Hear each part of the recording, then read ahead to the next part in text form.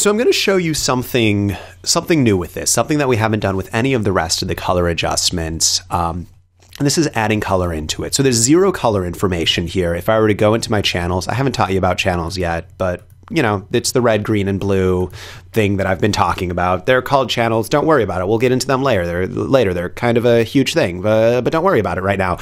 If I want to add, but there's no color information is what I'm getting at.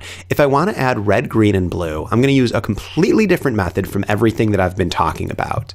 I'm going to create a new empty layer. I'm going to go to my brush tool.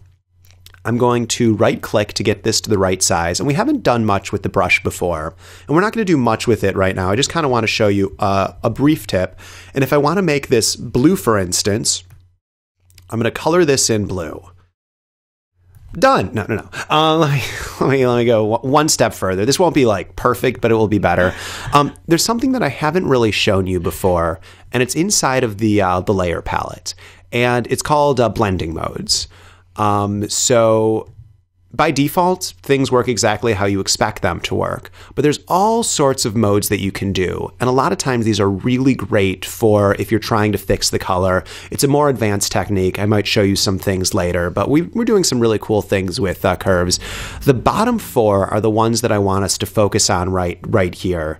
And for us specifically, I'm not going to get into the others. We'll play with these a little bit more later, but I just kind of want to show you this will make it so the only thing you're affecting isn't the hue, isn't the saturation, is the color. And when they say color, well, hue and color they're very similar.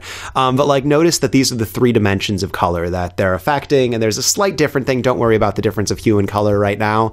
But if I only have it affecting color, then it only affects the color. Yeah, so it's, I want them to be blue handles. Notice that I just used the square bracket key. I use those all the time with brush. I haven't gotten into teaching brush yet, but I will.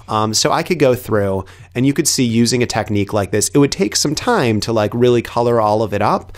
But you could start doing things like making selections. So if I were to go into the quick select tool, and again, the square bracket key increases and decreases the size of this, I could get a selection of all of this.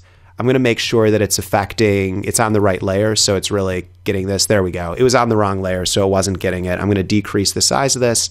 And remember that when you set an active region, you're only able to paint inside of that active region. So it's a lot easier to kind of only paint blue in this area rather than guessing it. So now I'm going to go to my brush. I just hit B to get to my brush. I know this is too many keyboard shortcuts. I'm going to make sure I'm on the right layer. I don't want to paint on this layer.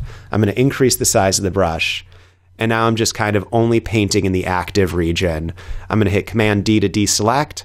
I'm going to hit E for eraser.